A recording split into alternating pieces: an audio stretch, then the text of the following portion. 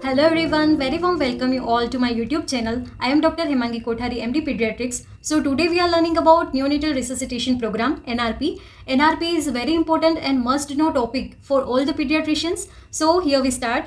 So basically what is NRP? NRP will help you to learn the cognitive, technical and teamwork skills that you need to resuscitate and stabilize the newborns. So बच्चे को पैदा होते ही रोना क्यों ज़रूरी है और उसके बारे में हम जानेंगे. Well, when baby is inside the mother's womb, baby is floating in amniotic fluid and not having much breathing movement. The moment baby is born, baby needs to cry vigorously so that it throws the fluid outside the lung and then breathing is established. So along with that, we cut the umbilical cord and then it disconnect the baby from placenta. So baby has to take charge of its own circulation inside the body. If baby fails to do this, it leads to lack of circulation, lack of oxygen to all the body organs and importantly to the brain. Brain can suffer from significant injury from this. So with God's blessing, most newborns make the transition to extrauterine life without any intervention, but some of the newborns required some assistance. So some newborns require positive pressure ventilation, some require intubation, some require chest compression and some required some of drugs. So within 30 seconds after birth, approximately 85% of term newborns will begin breathing. So 85% are very safe. In additional 10% will begin breathing in response to drying and stimulation. To successfully transition, approximately 5% of the term newborns will receive positive pressure ventilation and 2% of term newborns will be intubated. सब newborn को resuscitation की ज़रूरत पड़ती है? नहीं. So these are some of the risk factors that increases the likelihood that a newborn will require support with the transition or resuscitation. So here antepartum risk factors and intrapartum risk factor. अगर mother के साथ XYZ कोई भी system में कुछ भी आगे पीछे ऊपर नीचे हो गया है तो वो रिस्क फैक्टर है बेबी के लिए. तो एंटीपार्टम रिस्क फैक्टर्स क्या है? जेस्टेशनल एज लेस देन 36 और जेस्टेशनल एज ग्रेटर देन 41. मतलब प्री टर्म है तो भी प्रॉब्लम, पोस्ट टर्म है तो भी problem. Pre eclampsia, maternal hypertension, multiple gestation मतलब ट्विंस बेबी है, fetal anaemia, polyhydramnios, oligohydramnios, fetal hydrops, fetal macrosomia, IUGR, significant fetal malformation or anomalies, and no prenatal care taken by the mother. What are the intrapartum risk factors? So emergency cesarean delivery, forceps or vacuum assisted delivery, breech or any other abnormal presentation of the baby, category 2 fetal heart rate pattern, maternal general anesthesia or maternal magnesium therapy given, placental abruption, intrapartum bleeding, chorioamnionitis, opioid administered to mother within 4 hours of delivery, shoulder dystocia, meconium stained amniotic fluid and prolapsed umbilical cord. So these are the risk factor. ये risk factor होता है तो ज़्यादा chance है कि baby को resuscitation का ज़रूरत पड़ सकता है. तो आप सबको मेरे साथ पीडियाट्रिक कॉल में चलना है. तो अभी हम पीडियाट्रिक कॉल में डिलीवरी अटेंड करने जा रहे हैं. तो what are the 4 pre birth question I would ask to OBGY faculty. तो first question I will ask is what is the expected gestational age of the baby? Is baby term और pre term? Is the amniotic fluid is clear or not? Any risk factor is present or not? What is our umbilical cord management plan? So these are the 4 questions I must ask to OBG faculty. जैसे कि मैंने बताया कि आप सब मेरे साथ paediatric call attend करने आ गए हो, तो सबसे पहले हमने 4 प्री बर्थ क्वेश्चन था वो पूछ लिया. अभी हमने AC पंखा जो भी चालू था वो सब बंद कर दिया और हमने हैंड वॉशिंग कर लिया. अभी हम आ गए हैं इक्विपमेंट्स चेक करने कि जो हमें रिससिटेशन के लिए चाहिए वो सब है कि नहीं है. तो ये हमारे इक्विपमेंट्स रेडी हो गए हैं. एक एक करके देखते हैं. तो क्या क्या चाहिए तो हमें याद रखने के लिए ऐसे चाहिए कि अगर हमने इनिशियल स्टेप्स करना है, सबसे पहले TABC याद रखना है. इनिशियल स्टेप्स के लिए रेडिएंट वार्मर चाहिए, ऑन कर देना है. 2 ड्राई लिनन सीट चाहिए बच्चे को ड्राई करने के लिए. फिर पोजीशन के लिए शोल्डर रोल चाहिए. सक्शन करने के लिए suction machine with suction catheter चाहिए 8 and 10 फ्रेंच का. क्लॉक चाहिए हमें टाइम मेजरमेंट के लिए. हार्ट रेट चेक करने के लिए स्टेथोस्कोप चाहिए. फिर अगर हम पॉजिटिव प्रेशर वेंटिलेशन का ज़रूरत पड़ा तो अम्बू बैग चाहिए, प्रीटर्म एंड टर्म मास्क चाहिए, preterm and term, O2 tubing, O2 का source, reservoir bag, pulse oximetry and stethoscope चाहिए. अगर हमें इंट्यूबेशन का ज़रूरत पड़ा तो लेरिंगोस्कोप चाहिए जो वर्किंग होना चाहिए, हमें चेक करके देख लेना है कि लाइट चल रहा है कि नहीं. मेजर टेप चाहिए, एंडोट्रिकल ट्यूब चाहिए और जो एंडोट्रिकल ट्यूब फिक्स करने का टेप चाहिए. ड्रग्स अगर ज़रूरत पड़ा तो कौन कौन सा चाहिए? सिरिंज चाहिए, अम्बिलिकल वीनस कैथेटर चाहिए, इंजेक्शन एड्रीनालिन चाहिए और NS का पैंट चाहिए. तो ये सब हमारा बेसिक हमें याद रखना है कि क्या क्या स्टेप के हिसाब से क्या क्या होना चाहिए. तो इधर हम देखते हैं कि एड्रीनालिन है हमारे पास, ये अम्बू बैग है, स्टेथोस्कोप है, सिरिंज है, लेरिंगोस्कोप है, ET है, सीजर है, मेजरिंग टेप है, मास्क भी है, पल्सोक्स है, Ambu bag, radiant warmer, three way stop Coke, umbilical catheter. तो ये सारे इक्विपमेंट्स आपको चेक करने चाहिए कि ये सब चल रहे हैं कि नहीं। सो अभी हम देखेंगे अम्बू बैग को कैसे चेक करना है। First of all, squeeze the bag to ensure that it is self-inflating or not, indicating the valves are working correctly. Second point is to check the pop-off valve, it is working or not. Block the mask or gas outlet with the palm of your hand and then squeeze the bag firmly, and then pop-off valve should open to prevent excessive pressure. And the third point is to check the air over your palm, it is working or not. And fourth point is visual inspection of the ambu bag, that any hole, any cracks or any leakage is present or not. तो हम ये flow charts में देखते हैं perinatal risk assessment. तो हमें risk पूछ लिया कि क्या रिस्क फैक्टर है कि नहीं। पेरेंट का काउंसलिंग करना है, टीम ब्रीफिंग, अगर बहुत सारे लोग हैं मतलब 3-4 लोग हैं तो हमें टीम ब्रीफिंग करना है, कौन लीडर है और कौन मतलब कि अगर पीपीवी का ज़रूरत पड़ा तो कौन करेगा, इंट्यूबेट कौन करेगा, ड्रग्स कौन देगा। तो वो हमको सब अपना रोल डिफाइन कर लेना है कि अगर इसका ज़रूरत पड़ा तो मैं ये करूँगा। इक्विपमेंट चेक कर लिया, अभी बर्थ हुआ तो हमें सबसे पहले start the clock and not the time. Place baby on mother's abdomen. तो पहले हमें बच्चे को डायरेक्ट मदर के एब्डोमेन पे प्रोन पोजीशन में रखना है, विथ एक साइड हेड एक साइड रखना है। Dry the baby and remove wet linen. और उसके बाद देखना है कि बेबी ब्रीदिंग कर रहा है कि क्राइंग कर रहा है। तो अगर बेबी ब्रीदिंग कर रहा है, क्राइंग कर रहा है तो हम सब खुश हो गए। और अभी रूटीन केयर करना है। रूटीन केयर में क्या आता है, continue skin to skin care with mother and clear secretion if needed, delay cord clamping 1 to 3 minutes and initiate breast feeding, ongoing evolution. So this includes in routine care. What is delayed cord clamping? तो हमें तुरंत नहीं करना है, इन 1 to 3 minutes करना है। तो उसके बेनिफिट्स क्या है? तो there is less need of transfusion in later life, improves cardiovascular stability and decrease chances of IVF। What are the contraindication for delayed cord clamping? Newborn requiring resuscitation. अगर resuscitation का जरूरत है तो तुरंत कॉर्ड को क्लैंप करके cut करके हमें रेडिएंट फॉर्म पे ले जाना है बच्चे को। प्लेसेंटा प्रीविया, वाजा प्रीविया एंड कॉर्ड एवल्जन में भी कॉन्ट्राइंडिकेशन। तो हमने जो क्वेश्चन पूछा था कि बेबी इज ब्रीदिंग और क्राइंग, तो उसका जवाब अगर ना है तो हमें तुरंत ही कोड को कट कर देना है और रेडिएंट वार्मर के पास ले जाना है और मदर को इन्फॉर्म करना है कि हम बच्चे को रिससिटेशन के लिए वार्मर पे ले जा रहे हैं।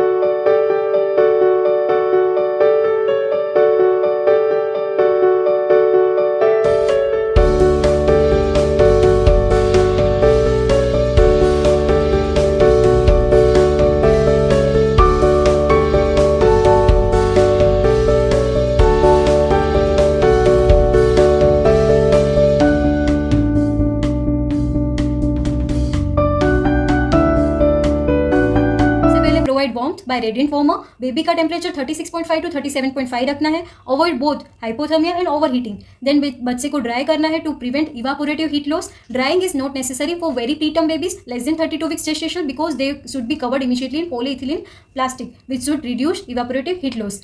तो हमने ड्राई करा बच्चे को एंड देन स्टिमुलेट. तो जेंटल बैक रब करना है 2 बार. Never shake the baby. Positioning sniffing position, slightly extend head and neck and use shoulder roll for this. And suction, routine suction is not needed in vigorously crying baby. And अगर suction का जरूरत है तो first from mouth then nose. तो mouth suction not more than 5 cm and nose suction is not more then 2 cm. और suction का pressure है वो 80 to 100 मेंटेन करना है. So here we learn when to start positive pressure ventilation. Even after doing initial steps of resuscitation, patient is still in apnea or gasping or heart rate is less than 100 per minute. Then we should start positive pressure ventilation. And when we start positive pressure ventilation, we should always attach SpO2 monitor. So here we start. This is round mask and this is anatomical mask. So this is our ambu bag, this is pop-off valve, this is outlet portion and this is inlet portion. These are 2 inlets, this is oxygen inlet and this is reservoir inlet. When 2 inlets are attached, मतलब reservoir भी attach किया है और oxygen cannula भी attach किया है, तब हम 100% oxygen FiO2 दे सकते हैं बच्चे को. तो इनिशियल ऑक्सीजन कॉन्सेंट्रेशन कितना देना है, मतलब कि पहले से तो हमें 100% नहीं देना है. तो इनिशियल ऑक्सीजन कॉन्सेंट्रेशन अगर child more than equal to 35 weeks का है तो हम रूम एयर पे ही देंगे, मतलब कि कोई इनलेट में कुछ भी अटैच नहीं करना है, 21% देंगे. और अगर चाइल्ड लेस देन 35 weeks है तो 21 to 30%, मतलब कि सिर्फ ऑक्सीजन कैन्युला अटैच कर सकते हैं. How to do application of the mask. तो CNE टेक्निक, मतलब कि इंडेक्स फिंगर एंड थंब से सी बनाना है. इस फिगर के ये सी बनाना है और ये 3 नीचे की फिंगर्स जो लाइन पे रहेगी to extend the neck. So this is called CNE technique. The mask is usually held on the face with the thumb and index fingers encircling much of the rim of the mask and using non-dominant hand and ensure that the mask does not extend on the eyes or beyond the chin. तो leakage नहीं होना चाहिए, मतलब चिन के नीचे और eyes तक mask नहीं जाना चाहिए.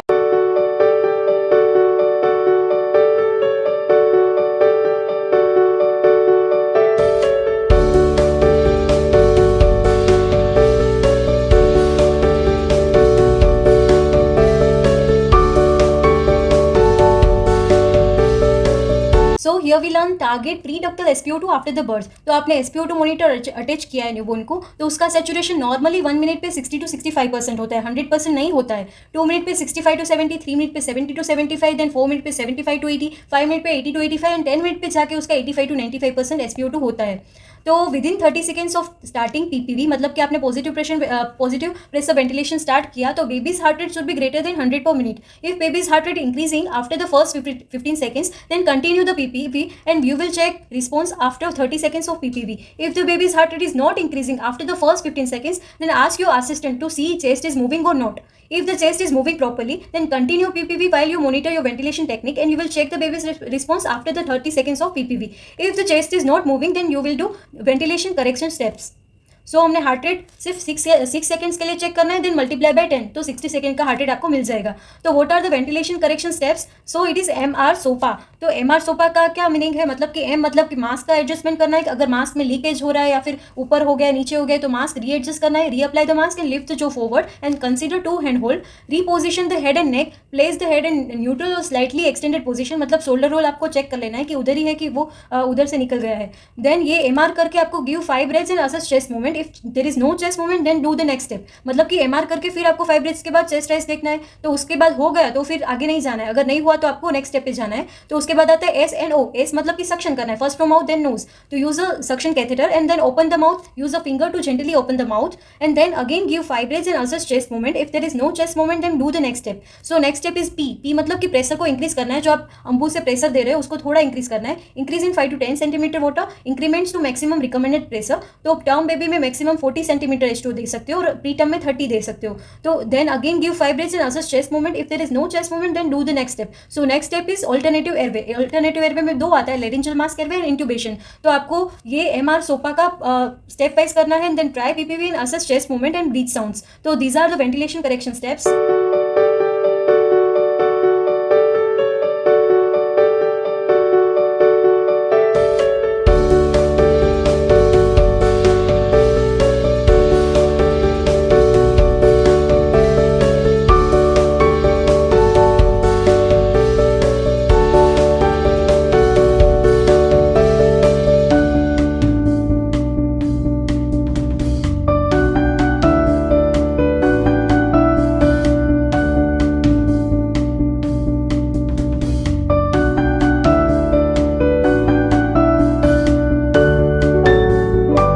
If any child is so vigorous after birth, then we do routine care. But if any child receives initial steps of resuscitation or PPV less than 1 minute, तो child को observational care की ज़रूरत है। What is observational care? तो initiate breathing में हमने help किया है, जैसे कि initial steps and PPV less than 1 minute, तो उसका हमें TABC monitor करना है। What is TABC? T for temperature, A for activity, B for breathing and C for color। तो breathing, activity, color and temperature monitor करना है every 30 minutes during the first 2 hours or after birth। So on following this flow chart, after ventilation correction steps, मतलब कि ventilation correction steps और alternative airway के बाद भी heart rate check किया तो लेस देन 60 पर मिनट है, तो intubation if not already done then start CPR, chest compression coordinated with ventilation and ventilate with 100% of oxygen. ECG monitoring is desirable and prepared for UVC insertion. So here we see selection of endotracheal tube. अगर बच्चा below less than 1 kg है तो gestational age less than 28 week है तो ET का size रहेगा 2.5 mm। 1 to 2 kg है और 28 to 34 वीक्स का बच्चा है तो ET का साइज रहेगा 3 mm। अगर मोर देन 2 kg का बच्चा है, मोर देन 34 वीक्स का है तो ET का साइज रहेगा 3.5 mm। तो अगर हमें एंडोट्रेकियल ट्यूब इंट्यूबेशन करते हैं तो उसके बाद हमें कहाँ पे फिक्स करना है, तो insertion depth of endotracheal tube, तो हमें नेजोट्रेकल लेंथ का मेजरमेंट करना है और +1 कर देना है, या फिर ईजी वे है कि वेट +6, या फिर हम ये टेबल भी फॉलो कर सकते हैं। So here we starting with the CPR. So CPR is given by 2 thumb technique in lower 1/3 of the sternum. So nipple line, this is nipple line, the line joining 2 nipples just below the nipple line, lower 1/3 of the sternum, CPR is given. And by CPR, 1/3 of the AP diameter of chest should be compressed. And CPR is given in 3:1 ratio, मतलब कि 3 compression and 1 ventilation का ratio maintain रखना है, 1 and 2 and 3 and breathe in, मतलब कि 3 compression and 1 breathe. So total 120 events occur in 1 minute of time and 90 compression and 30 breathing. So after 1 minute of CPR, we should check heart rate. So after giving CPR, heart rate is not improving. So we should ask this question. This cardio is mnemonic. Chest movement देखना है कि breathing कर रहे हैं तब chest move हो रहा है कि नहीं. एयरवे मतलब कि एयरवे अगर आपने इंटूबेशन किया है तो ईटी प्रॉपर पोजीशन पे है कि नहीं. 3 कंप्रेशन और 1 वेंटिलेशन का रेशियो मेंटेन हो रहा है कि नहीं. Depth of the compression 1/3 of the AP diameter जितना है कि नहीं. इंस्पायर्ड ऑक्सीजन 100% दे रहे हैं कि नहीं. तो ये कार्डियो क्वेश्चन पूछना है. 1 and 2 and 3 and 1 and 2 and 3 and 1 and 2 and 3 and 1 and 2 and 3 and 1 and 2 and 3 and. So we are following this flow chart. Even after 1 minute of effective CPR, heart rate is less than 60 per minute, then we should give IV epinephrine and assess every 60 seconds after CPR. If heart rate remains less than 60 per minute, then consider hypovolemia, pneumothorax or malformation. So here is the epinephrine summary. So हमें 1:10,000 concentration use करना है, लेकिन जो ampoule आता है epinephrine का वो 0.1 mg/ml होता है. तो आपको 1:10,000 कॉन्सेंट्रेशन बनाना है. तो 1 ml एड्रीनालिन और 9 ml NS, मतलब 10 ml सीरिंज में 1 ml एड्री और 9 ml NS, तो उसका 1:10,000 सेचुरेशन हो जाएगा. तो IV route is always preferred और intraosseous can also be use. And अगर IV और इंट्राओसियस नहीं आ रहा है तो हम एंडोट्रिकल ट्यूब से भी एड्रीनालिन दे सकते हैं. तो उसका मोस्ट इंपॉर्टेंट है डोज. तो अगर हम IV और इंट्राओसियस रूट से दे रहे हैं तो 0.2 ml/kg, this is the dose, मतलब कि 0.02 mg/kg. और एंडोट्रेकियल ट्यूब से दे रहे हैं तो उसका डोज है 0.1 mg/kg, मतलब कि 1 ml/kg. अगर 3 kg का बच्चा है तो ET से 3 ml ही देना है, मतलब जितना वेट है उतना देना है ET ट्यूब से. लेकिन अगर हमने एंडोट्रेकियल ट्यूब से दिया है, उतनी देर में हमारा UVC का हो गया है, तो हम दूसरा डोज UVC से दे सकते हैं. Administration is rapidly and quickly as possible. And IV adrenaline देने के बाद हमें 3 ml NS से फ्लश करना है. And repeat every 3 to 5 minutes if heart rate remains less than 60 per minute. Endotracheal से देते हैं तो administered PP with bridge to distribute into the lungs, पर ET से देते हैं तो फ्लश नहीं देने का है. तो हमने देखा कि हम 2 ड्रग्स यूज़ करते हैं. एक तो हमारा एपिनेफ्रिन हो गया और दूसरा नॉर्मल सलाइन. तो नॉर्मल सलाइन और सस्पेक्टेड सीवियर एनीमिया के केस में type O RH negative packed RBC भी यूज़ कर सकते हैं, मतलब कि RCC ट्रांसफ्यूजन भी कर सकते हैं. रूट है IV और intraosseous. Preparation 30 to 60 ml syringe use करना है और डोज है उसका 10 ml/kg और ओवर 5 to 10 minutes दे सकते हैं. So what is post resuscitation care. तो बेबीज वो है received PPV more than 1 minute और मोर इंटेंसिव रिससिटेशन, जैसे कि इंट्यूबेशन किया है, तो are high risk of further deterioration. This babies should be manage in SNC और NICU for post resuscitation care. So question is when to stop resuscitation. If heart rate remains absent for 20 minutes after the birth, so cut off is 20 minutes. Even after performing all resuscitation efforts, then you can stop the resuscitation efforts. Inform the parents and focus on comfort and dignity of the baby and parents. Thank you.